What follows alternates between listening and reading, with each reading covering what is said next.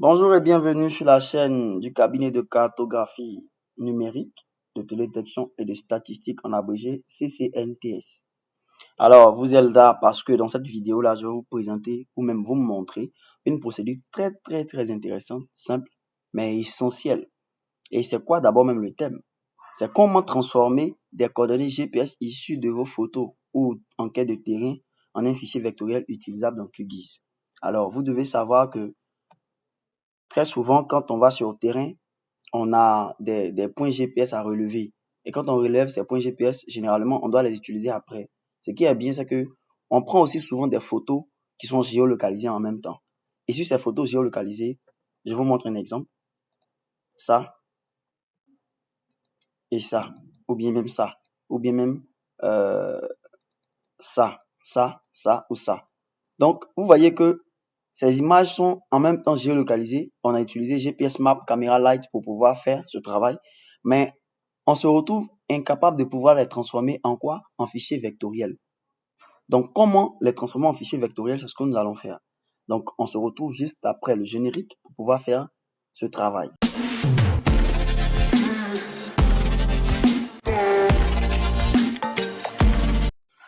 Bonne arrivée pour ceux qui sont nouveaux sur la chaîne. Vous allez apprendre avec nous. On vous demande surtout de vous abonner, de liker les vidéos et de partager à vos amis pour pouvoir bien apprendre. Alors, pour cette première partie, vous avez besoin de Excel parce que c'est Excel qui va nous permettre de pouvoir créer le fichier CSV et par la suite, utiliser QGIS pour pouvoir maintenant faire le processus de conversion ou bien d'appel de cette couche CSV dans notre logiciel QGIS et les transformer en fichier vectoriel. Donc, vous allez ouvrir votre logiciel Excel, une nouvelle couche ou je dirais une nouvelle feuille. Et là, on a les colonnes en A, B, C et D et on a les lignes en 1, 2, 3, 4, 5, 6. Ce que vous allez faire, étant donné que nos images sont en latitude et longitude, vous allez juste créer deux colonnes. Donc, la première colonne, c'est la colonne des latitudes. La deuxième colonne, la colonne des longitudes. Bon, je vais mettre S puisqu'on a plusieurs latitudes et plusieurs longitudes. Donc, quand c'est bon, vous allez maintenant regarder vos données et vous allez représenter, ou je dirais reporter toutes ces données-là dans ces différentes lignes. Donc, je prends par exemple cette première donnée. Cette première donnée, on a 7.680493 degrés pour les latitudes. Vous mettez ça ici, dans les latitudes, et ensuite vous revenez pour les longitudes. Vous prenez aussi pour les longitudes et vous mettez. Moi, je ne vais pas le faire maintenant pour rendre la vidéo longue parce que je l'ai déjà fait. Ce que vous allez faire, c'est juste terminer ce processus. Moi, comme je l'ai déjà fait, je vais vous montrer directement à quoi ça ressemble. Donc, quand vous allez finir, c'est un truc comme ça que vous allez avoir. Moi, j'ai 16 données parce que c'est ce que j'ai fait sur le terrain. Et en fonction de vos données prises sur le terrain, quand vous finissez de reporter et que vous avez maintenant l'ensemble de votre données, ce qu'on va faire, on va exporter maintenant en fichier CSV.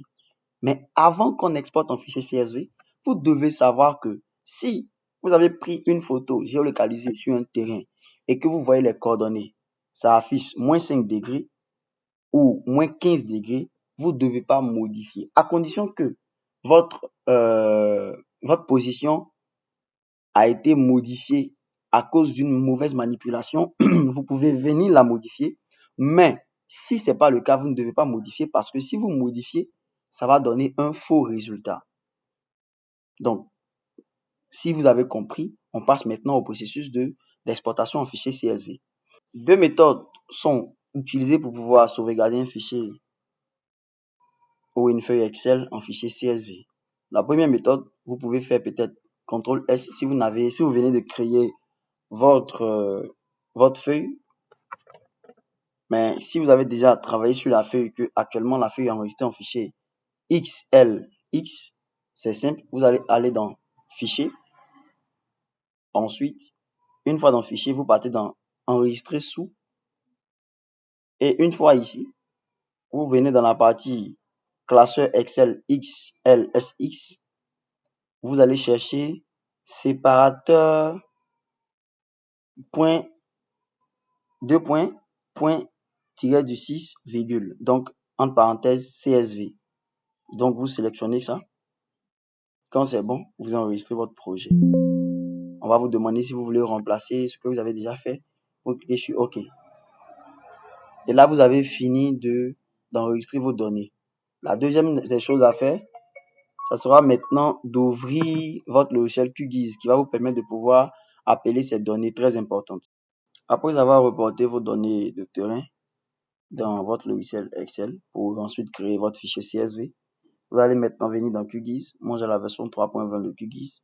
Vous venez dans QGIS et étant dans QGIS, vous devez savoir qu'il y a deux méthodes pour pouvoir ajouter les fichiers CSV. La première méthode est dite longue et la deuxième méthode courte. Donc, la première méthode, vous partez dans la barre des menus.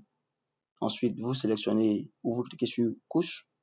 Ensuite, ajouter une couche et vous prenez ajouter une couche de texte délimité. Ça, c'est la première méthode. C'est bon. Maintenant, pour la deuxième méthode, vous allez juste activer les raccourcis pour que ça puisse apparaître sur votre écran. Donc, vous venez dans une partie vide ici, vous faites clic droit et vous allez chercher gestion des couches. Vous cliquez sur gestion des couches pour que cette partie du logiciel puisse apparaître.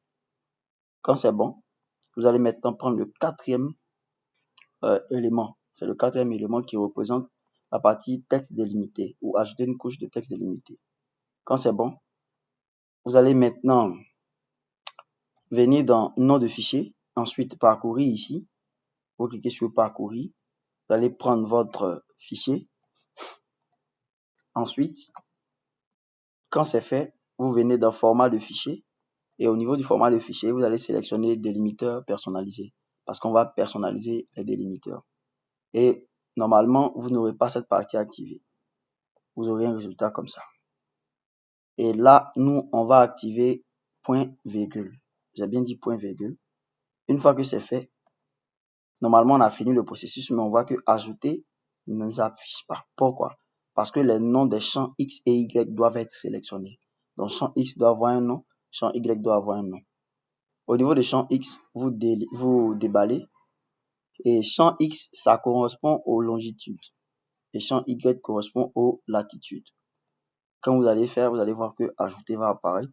Et cette information qui était là auparavant ne s'affichera plus. Vous cliquez sur ajouter. Quand on ajoute, on voit que il n'y a pas de point. Il n'y a pas de point parce que notre ordinateur a son lecteur à lui, à son délimiteur et à son lecteur à lui. Si vous vous rappelez, les coordonnées que nous avons prises sur le terrain, c'était un point, un point et un point. Mais nous, on a reporté ça en virgule, virgule, virgule. Donc, quand on reporte et qu'on lance, qu'on n'a pas de résultat, cela sous-entend que soit la virgule ou le point qu'on a choisi n'est pas juste. Donc, si vous avez commencé par un point, que ce n'était pas correct, vous allez maintenant choisir une virgule. Si vous choisissez la virgule, ce qui n'est pas correct, que vous n'avez pas les points qui s'affichent sur votre espace de travail, c'est-à-dire ici, c'est que c'est l'autre. Étant donné que mon ordinateur lit les points et non les virgules, je vais juste modifier ces virgules-là en points. Et comment ça se fait? C'est très simple. Vous allez juste venir dans votre fichier Excel que vous avez rempli. Ensuite, vous allez faire CTRL plus H. Et une fois que vous avez fait CTRL plus H, vous aurez cet espace ou l'onglet que j'ai actuellement, Recherche et remplacer. Au lieu de venir dans Recherche, vous recherchez d'abord où les virgules se situent avant de venir remplacer. Nous, on va venir automatiquement dans Remplacer. Et vous allez cliquer sur, vous allez écrire virgule. Et vous voulez remplacer tous les parties virgules là par quoi? Par un point. Et vous mettez point. Vous cliquez sur remplacer tout. Vous allez voir que Microsoft Excel va remplacer cette action. Il y avait 30 éléments à remplacer et il a remplacé avec succès. Quand c'est bon, vous fermez cette partie, vous exportez à nouveau, enregistrez sous CSV séparateur et je vais changer le nom, je vais mettre 12. Enregistrer. Quand c'est bon, je me retourne encore dans QGIS. Et là, je supprime le premier que j'avais fait, qui n'avait pas marché. Ensuite, le quatrième élément dans la partie raccourci. Et je vais aller chercher mon fichier. J'avais mis 12, je sélectionne, je clique sur 8. Vous avez vu que quand je l'ai appelé automatiquement ajouté, a été activé. Pourquoi? parce que le délimiteur a été respecté. Je clique sur ajouter.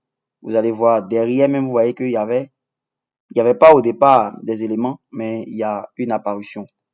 Et vous voyez que j'ai mon résultat. Voici comment faire pour ajouter un point ou convertir un fichier CSV en un point sur QGIS. Et là, ça a été la deuxième partie. La troisième partie, il sera question de convertir ce fichier CSV qu'on vient d'appeler en fichier vectoriel. Et comment ça va se faire? Vous allez juste venir faire un clic sur Site Pro, clic droit comme ça, vous exportez, sauvegarder les entités sélectionnées comme ça. Le format, au départ, ça sera sur GeoPackage. Pour ceux qui n'ont jamais travaillé sur ça, vous allez mettre ça S3 Shapefile. Quand c'est bon, vous cliquez sur la partie parcourir pour aller loger votre fichier dans un dossier de sortie. Donc, moi, je l'ai mis ici. Donc, je vais écrire point, juste un nom comme ça, ou bien point géolocalisé. Géolocalisé. Ça sera mieux comme ça, enregistré. Et je clique sur OK. Et là, je viens de convertir mon fichier CSV en une couche vectorielle utilisable. Si vous avez des questions, si vous avez des préoccupations, n'hésitez pas à laisser votre préoccupation en commentaire. C'était là la démarche complète pour pouvoir passer d'un fichier CSV en une couche vectorielle, donc de Excel à QGIS. Nous sommes partis de photos géolocalisées. Nous avons extrait les coordonnées, créé un fichier CSV, puis converti le tout en fichier vectoriel dans QGIS. Au cabinet de cartographie numérique, de télédétection et de statistiques, nous accompagnons les institutions, chercheurs et étudiants dans le traitement, l'analyse et la représentation cartographique des données géographiques. Merci d'avoir suivi cette vidéo jusqu'à la fin. N'hésitez pas à vous abonner à notre chaîne, à partager cette vidéo et à nous suivre pour d'autres tutoriels pratiques sur la cartographie et la télédétection. Ciao, ciao. On se retrouve pour de nouveaux tutoriels.